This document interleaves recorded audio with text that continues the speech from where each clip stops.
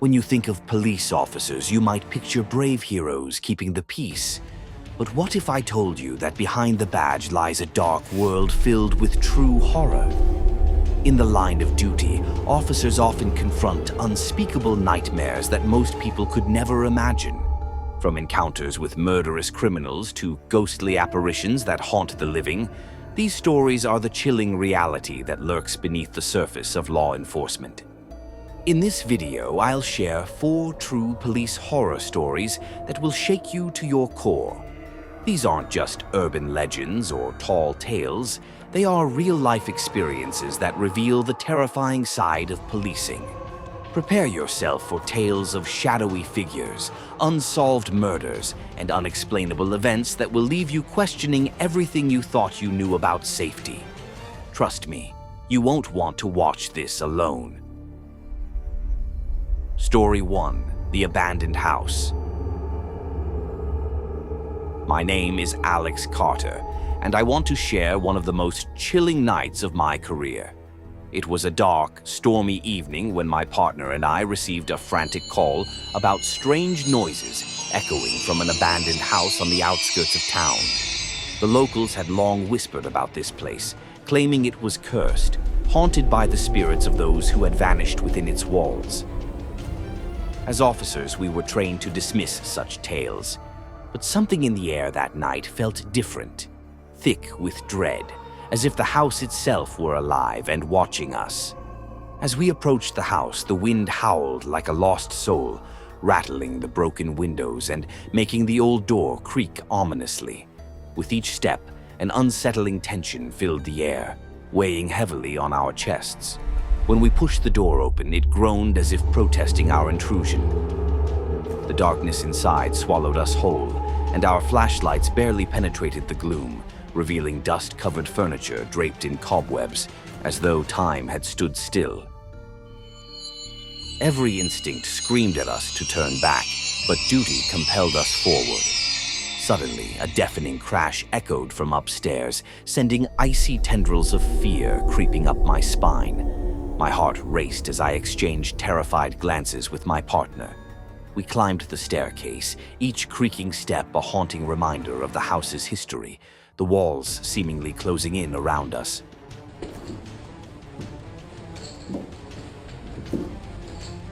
When we reached the top, we found a door slightly ajar. I pushed it open with trembling hands, revealing a room that looked like a forgotten nightmare. Old furniture piled high and scattered across the floor were faded children's toys, their bright colors long dimmed by dust and neglect. As we entered the room, an overwhelming sense of dread enveloped us, tightening like a noose around my throat. A cold shiver ran down my spine, and I glanced at my partner, who stood frozen in place, his eyes wide with fear. Then a chilling whisper echoed in the air, a soft, sorrowful voice calling out, "Help me!" Help me! My blood ran cold as we rushed toward the sound, our hearts pounding in our chests. We found ourselves staring into an empty corner, the only thing lying there a broken doll with glassy eyes staring back at us, unblinking. The air thickened with a heavy, oppressive silence, and I could sense something was terribly wrong. Just as we turned to leave, my peripheral vision caught movement, a shadow darting across the room, dark and fleeting, vanishing into the wall. Panic surged through me like electricity, and we bolted for the staircase, our breaths ragged and frantic. The house seemed to groan in disapproval, its walls pulsating with an unseen energy. When we finally burst out of the door and into the rain-soaked night, our hearts raced, pounding like drums of war. Back at the station, we reported our harrowing encounter, our voices trembling with fear. The officers on duty exchanged knowing glances, and that's when we learned the horrifying truth. Several officers had gone missing in that same house over the years, their fates forever sealed within those cursed walls. As I lie awake at night, I can't shake the feeling that the shadows in that house were alive. And to this day, I wonder if those who disappeared ever truly left, or if they are still trapped there, waiting for someone else to answer their call. Just stay here, man.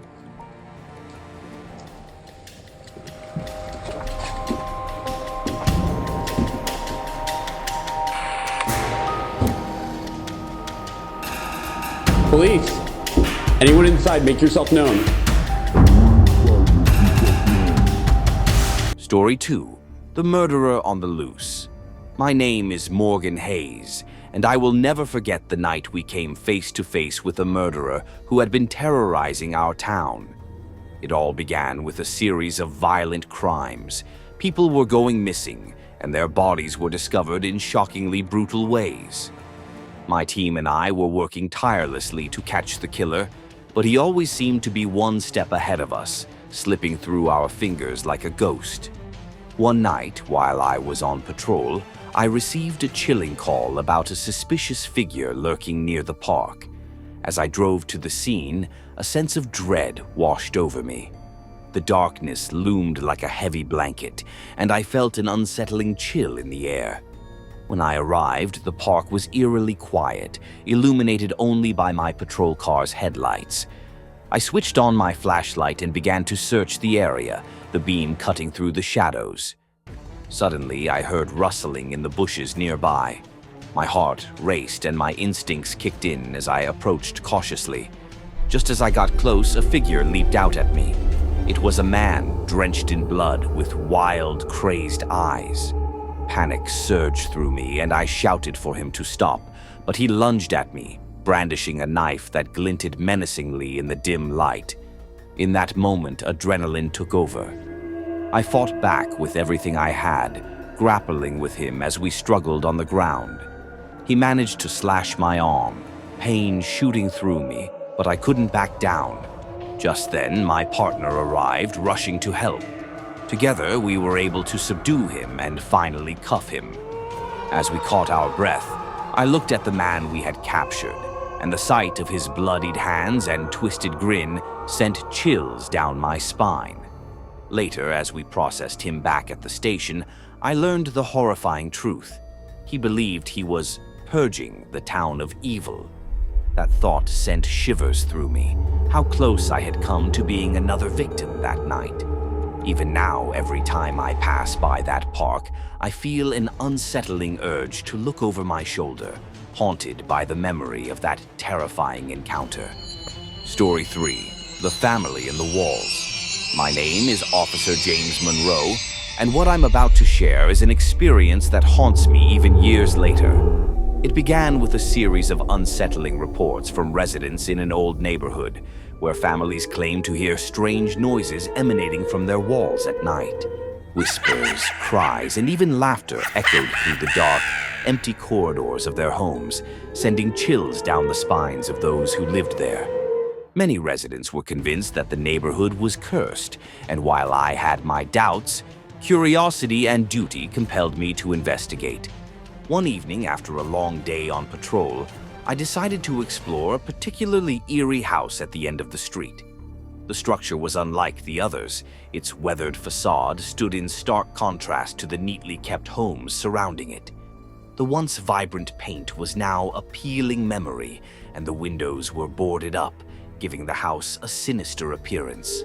As I approached, I could feel an oppressive weight in the air, a sense of dread that seemed to seep from the very foundation of the building. A small sign on the door read, "Beware, do not enter," as if it were a warning to those brave or foolish enough to venture inside. Ignoring my instinct to turn back, I pushed open the creaking door and stepped into the darkness. The air was stale and thick with dust, almost suffocating. My flashlight beam cut through the gloom, revealing a once beautiful foyer now draped in cobwebs and shadows. Each room I entered was a time capsule, frozen in decay. Family portraits adorned the walls, but the smiles of the people in them seemed unsettlingly distorted, as if their happiness had been twisted into something sinister.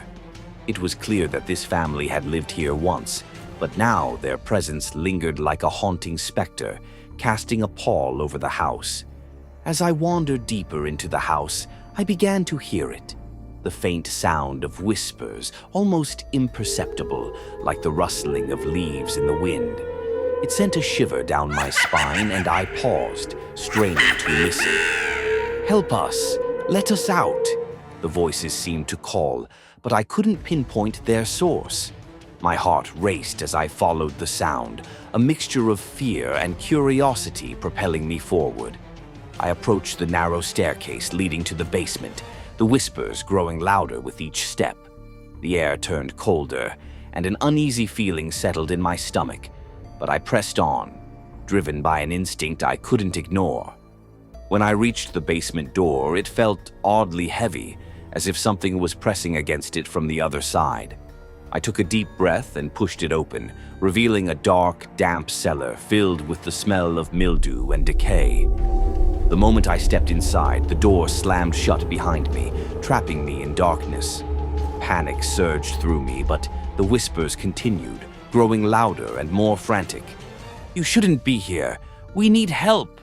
The voices were desperate, filled with an anguish that made my skin crawl. I fumbled for my flashlight, finally managing to turn it on, illuminating the space around me. Old furniture was scattered haphazardly, and in the corner I spotted a large trunk covered in dust. Compelled by a force I couldn't understand, I approached the trunk, my heart pounding in my chest.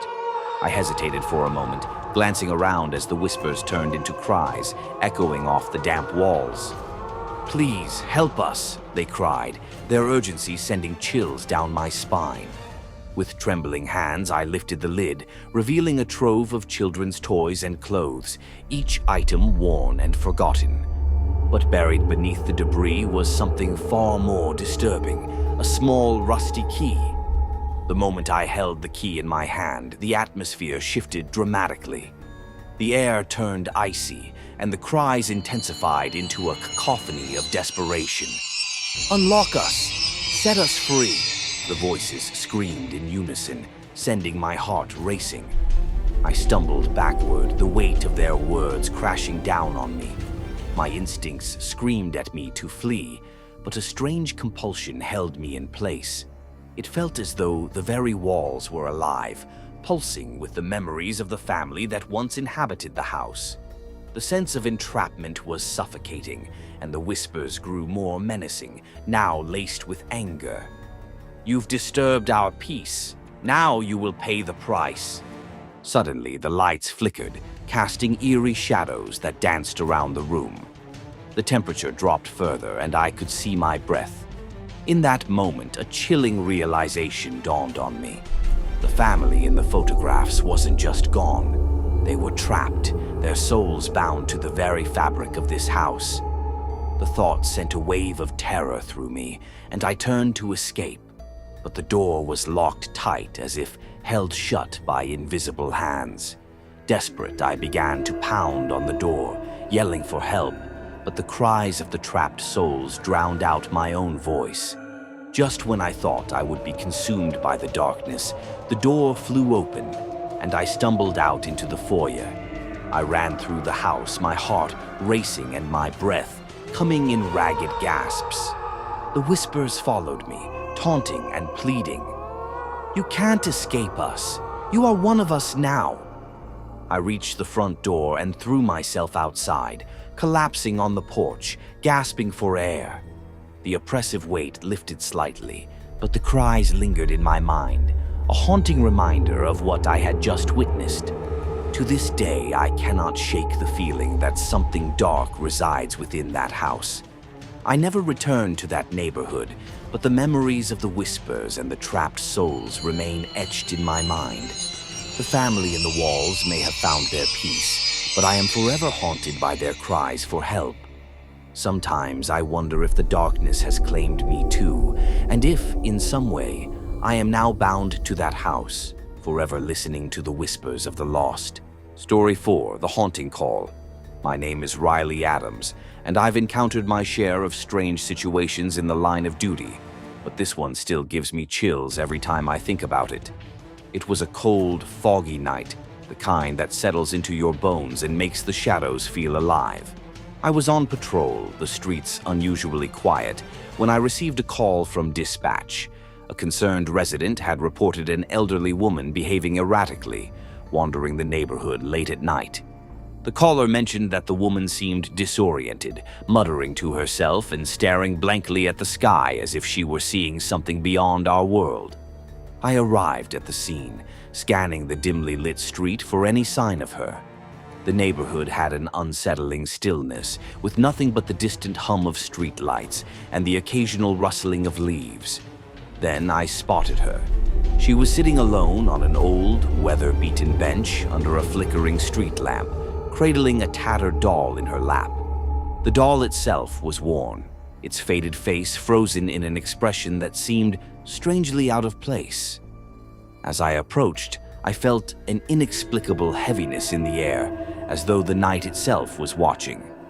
She didn't acknowledge me at first. Her eyes were wide and vacant, fixed on the night sky, her lips moving in a faint whisper. It was as if she was having a conversation with something or someone I couldn't see. I introduced myself softly, trying not to startle her, and asked if she was all right. Slowly, she lowered her gaze and looked directly at me. Her eyes, they were empty, almost lifeless, yet filled with a profound fear I could feel in my gut. "They're coming for me," she murmured, her voice shaking like brittle leaves in the wind. A chill ran down my spine as her words hung in the air, cold and foreboding. I had dealt with distressed individuals before, but something about her was different. This wasn't just confusion or fear. It felt deeper, darker. I knelt beside her, speaking in the calmest voice I could muster, asking her name, trying to understand what was happening. But as soon as I began to reassure her, she abruptly turned her head toward the alley beside the bench. Her body stiffened and her grip on the doll tightened. Her breath became shallow, as if she were preparing for something terrible. "Do you see them?" she whispered, her voice barely audible but filled with terror. I followed her gaze into the dark alley. My flashlight swept through the narrow passage, illuminating nothing but cracked pavement and empty shadows. There was no one there. The alley was deserted, but her fear was palpable, as if the darkness itself had taken on a life of its own. "Ma'am, there's no one there," I tried to reassure her, but she remained transfixed, her eyes wide with dread. "They're here. You can't see them, but they're here," she insisted, her voice shaking with certainty. Suddenly, my radio crackled to life, pulling me back to reality. Dispatch was reporting a disturbance nearby, and I needed to respond. I glanced back at the woman, intending to let her know I'd return shortly, but when I looked back at the bench, she was gone. My heart dropped. The street was empty. No sign of her, no sound of footsteps, nothing. It was as if she had vanished into thin air. Panic surged through me as I spun around, searching every corner, every shadow, calling her name. I checked the nearby streets, the alley, even behind the bench, but there wasn't a trace of her. I radioed her disappearance to dispatch, the cold night air now feeling suffocating. My mind raced. How could she have disappeared so quickly, so completely? I scoured the area for what felt like hours, the dread in my stomach growing with every minute.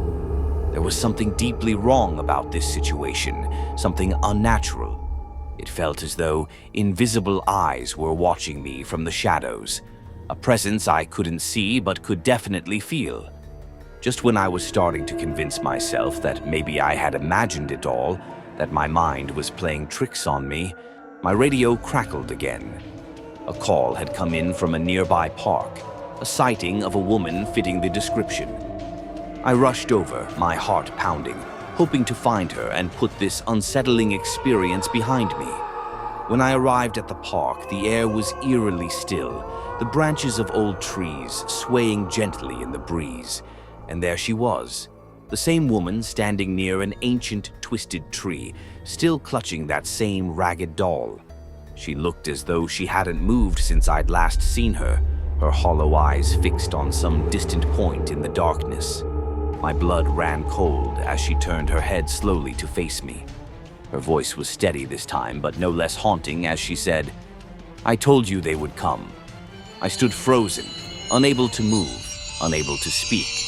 It was as if time had stopped. The weight of her words settled heavily on my chest, and a primal fear coursed through me.